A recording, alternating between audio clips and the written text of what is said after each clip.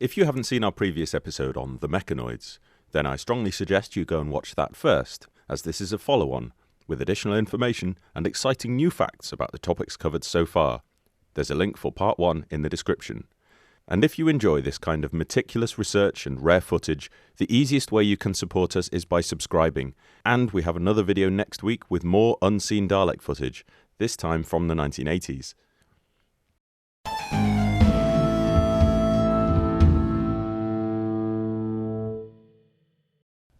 To begin with, when and why did the name change from Mechon to Mechonoid? And how did the wrong name make it to screen? To take action. To understand what happened, we need to follow the production process from script to screen. Terry Nation's draft scripts had arrived by the 25th of February 1965, in which his new creations were referred to throughout as Mechons.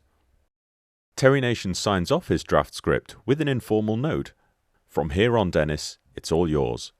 This was a message to script editor Dennis Spooner, whose job it was to hammer the script into shape, making changes to plot structure and character that were considered improvements, subjectively speaking, and also any changes for the practicality of the production. As he began his rewrites, the production office began to book their cast. In most documentation, the robots were called Mechons, but some paperwork refers to Mechon robots, spelt with a K. And this error may have been the spark which caused producer Verity Lambert to worry that the name of the new creations may be in conflict with Dan Dare's nemesis, the Mechon. If the new baddies from Doctor Who were to compete in the merchandise market, they needed to stand apart from any rival products. The decision was therefore made sometime around early April 1965 that the name would be tweaked to become Mechonoid, a name apparently hastily extrapolated from the creatures they share a planet with, the Fungoids. The name fungoid is a legitimate adjective in a biological sense.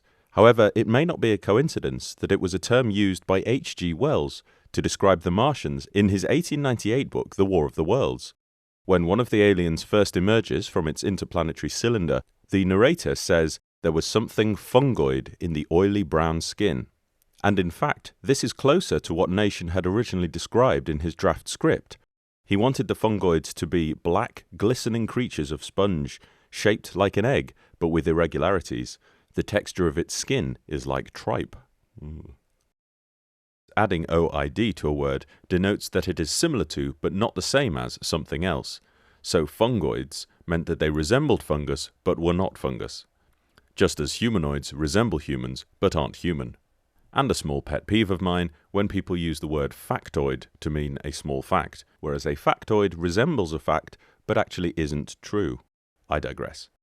The similarity to the Mechon may explain the decision to change the name, but how exactly did it come about that the original name still cropped up twice in the broadcast version? Having received Nation's draft script on the 25th of April, Dennis Spooner completed his rewrites in under 10 days, and his new version, which was termed the rehearsal script, was ready for duplication. In the days before photocopying, this was done using mimeography, which required the pages of the script to be punched into a special stencil using a typewriter. The stencil then acted as a sort of printing block for running off multiple copies in a machine such as this. The reason I mention this detail will become clear shortly. On the 7th of April, his new versions of the script were sent out to the performers who were booked for the first filming at Ealing.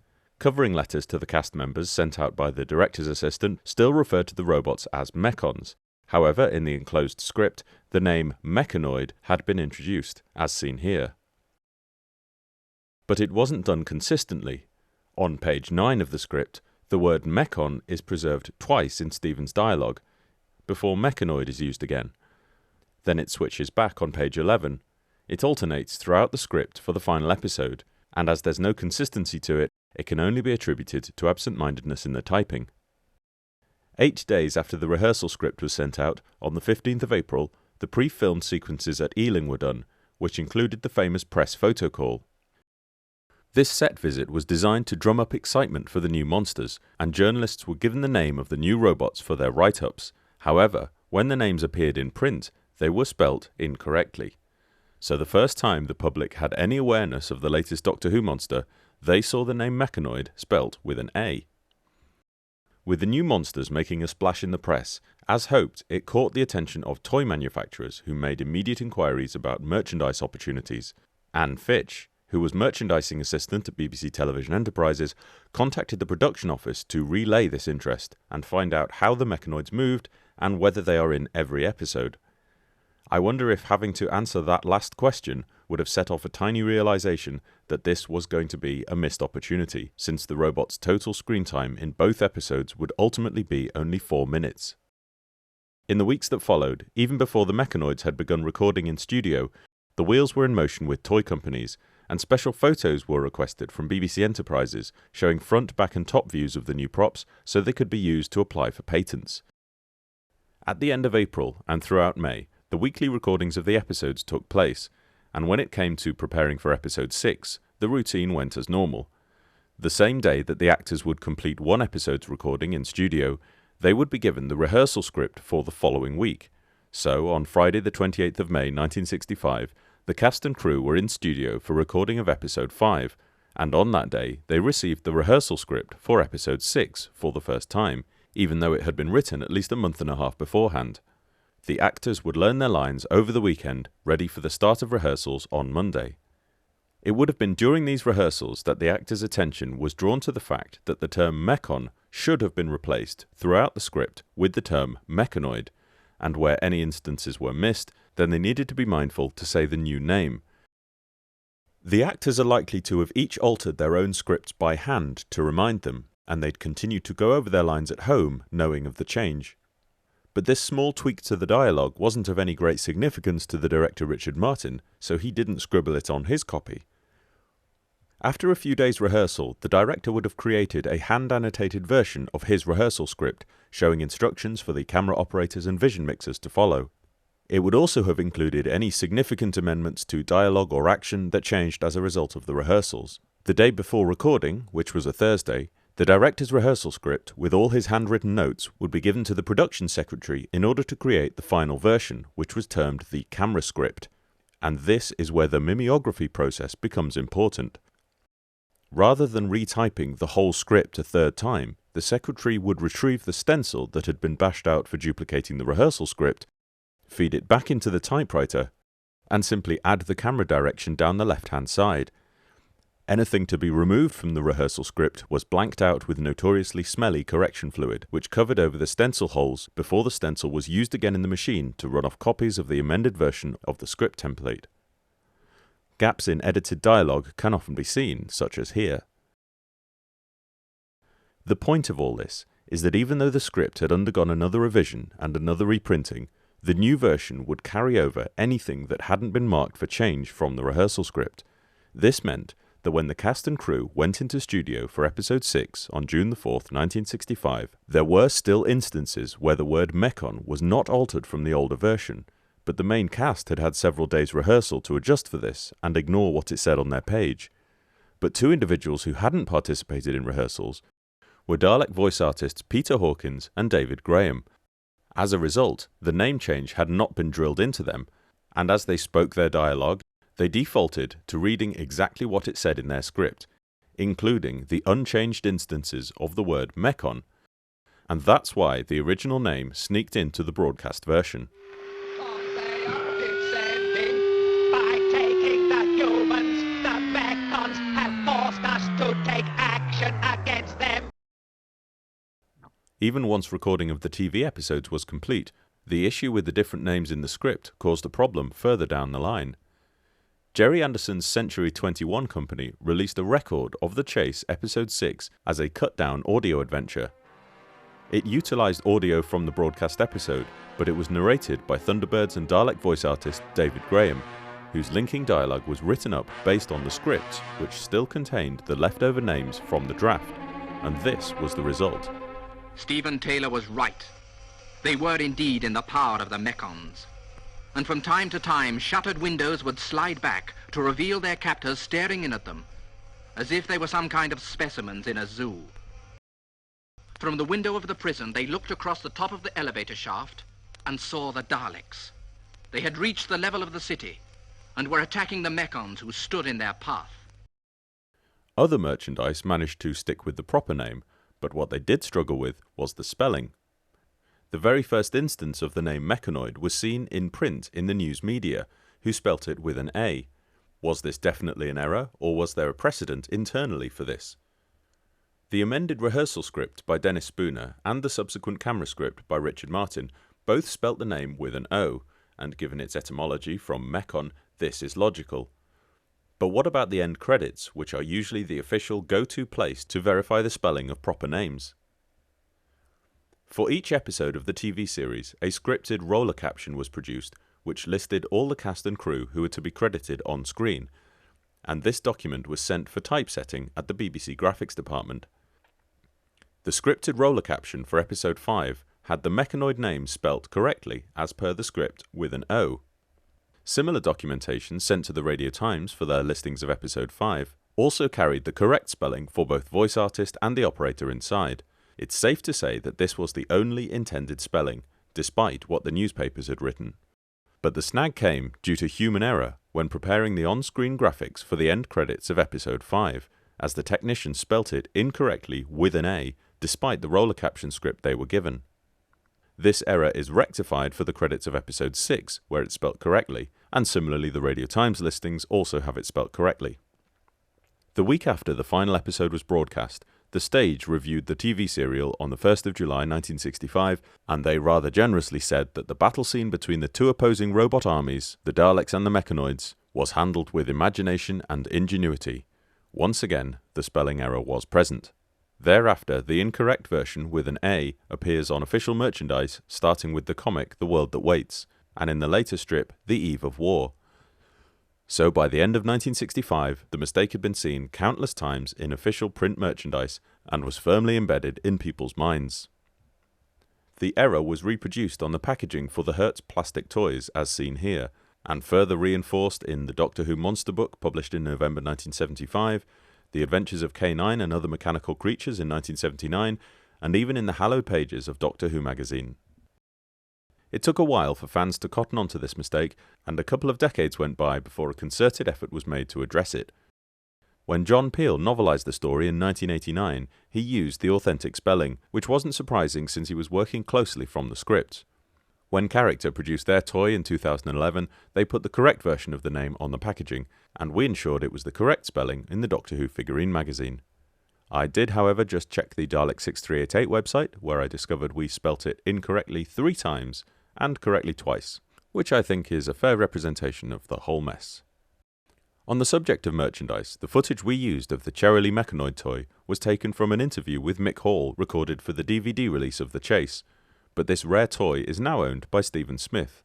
When the Mechonoid toy craze failed to take off, the Cherry company rather resourcefully recycled the item as a space pod in an astronaut set, changing the antenna at the top and adding a base with a rocket and 4 legs. As the space pods were much more common than the Mechonoid toys, you'll often see them passed off as original Doctor Who robots, with their jointed landing legs inserted where the curved arms should be. We now return to 1965 to look again at construction and storage of these enormous props. As explained in the first video, we were able to prove by unwrapping the surface that there is no repetition in the imperfections in the fiberglass, which means that the master pattern was a continuous shape and a mould was taken of one entire hemisphere. John Darley from the Project Dalek forum points out, however, that a single complete mould would probably be impossible to use because the intricate shapes in the surface would lock the cast into position, and it wouldn't be possible to lift it out in the simplified way that we showed. In reality, the mould would have had to be in 2 halves. And based on the joins seen here, it looks as if the 2 halves were not fixed together for the casting process. So each hemisphere was cast in 2 separate bits and assembled afterwards. There are several build details we glossed over. It may be obvious once pointed out, but not everyone realises that the dark triangles are windows for the operators to see out, covered in a sheet of perspex. Only 1 Mechonoid was fitted with a working flamethrower, although 2 had the extending weapons. The third prop merely had a fake disc stuck on the front. Personally, I find the most interesting details are those tiny things which tell stories about the people working on the props having problems and how they solved them. For example, with the Mechonoids, their circular bases are not flush to the floor all the way round. This is a result of Shorecraft realizing that when the robots came down a ramp, the rim would hit the floor and the wheels would be lifted so that they no longer made contact. So this sweeping curve had to be cut into the front to stop the base wedging at the bottom of the ramp, which unfortunately revealed the casters. We talked about how the props were stored at Ealing, and a memo from Tony Foster to producer Innes Lloyd said that alongside the 4 Daleks, 3 Mechonoids and 3 Chumbleys, there was an item described as a large centrepiece X-1984. Thanks to the hard work of the brilliantly observant researcher Rhys Williams, we can offer a little more insight into what this large centrepiece was, and it turns out to be of great interest to Doctor Who fans. The 1984 mentioned was a TV adaptation of the George Orwell novel for the anthology series called Theatre 625, and the episode had been recorded on the 4th of June 1965, coincidentally on exactly the same day as the final episode of The Chase, which featured the Mechonoids. The large centrepiece in question was originally built for George Orwell's 1984 as a device for writing novels of a certain type. The machine was mainly seen in close-up, but for some viewers it will be immediately recognisable. The production also features a number of other familiar panels, including this one which had recently been used as set dressing in the Space Museum. But what about that big centrepiece that had been dispensing novels? It was used again for another TV appearance the following month, on the 12th of July, for the recording of a sketch on the Wayne and Shuster Show. The sketch was entitled The Machine That Conquered the World and used a variety of stock equipment to decorate the set. Since its use on 1984, some elements had been removed, presumably including the signage, although this can't be seen. Also worthy of note was the appearance of a Dalek at the climax of this sketch. Hello there, cutie. Tell me, what's a nice-looking girl like you doing in a place like this, eh?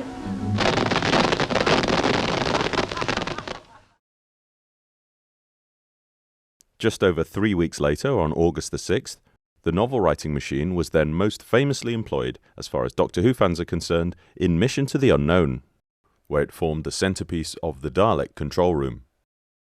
The CGI reconstruction that you see here is part of an old project I was working on to bring the whole episode back to life. My idea was to use green screen so that original set photos could be used, with lip syncing to the surviving soundtrack to try to preserve as much of the original as possible. Because of this. A thorn from a varga plant. A thing part animal, part vegetable. Looks like a cactus. The ultimate goal would be to use deepfake technology to replace the stand-ins with the original actors. But with the Daleks and their control room set, it seemed an obvious option to render them on the computer. Thanks to the Wayne and Shuster footage, I was able to model it accurately with its flashing lights. However, as Rhys Williams points out in his research, the prop did not look like this for very long, as we can see by referring to actual set photos. We can confirm that the signage has been removed, not surprisingly, as well as one of the grills. After its initial use in the standalone episode, it returned for episode 3 of Dalek's Master Plan, by which point it was in a state of some disrepair, with the top of these 2 panels having been completely gutted. Strangely enough, the prop should have returned for the surviving episode 5, Counterplot, but the column from the Dalek time machine from The Chase was used instead. The reason for this may have been yet further deterioration of the prop, because around this time it underwent considerable, if sloppy, refurbishment, so that when it next appeared in studio for episode 6, it looked quite different. The prop was used throughout the rest of the serial, including the final studio day on January the 14th, 1966, for recording episode 12. It was then hauled back to the prop store at Ealing, where, as we now know, 6 months later, it was assessed on the 12th of July and deemed to be taking up valuable space, and probably junked thereafter.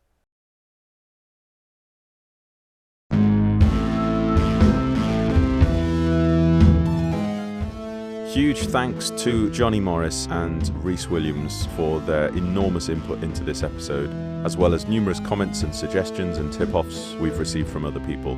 We really appreciate the input, and if you have any other leads and facts that you'd like to pass on, we'd be very happy to hear it. But please, no factoids.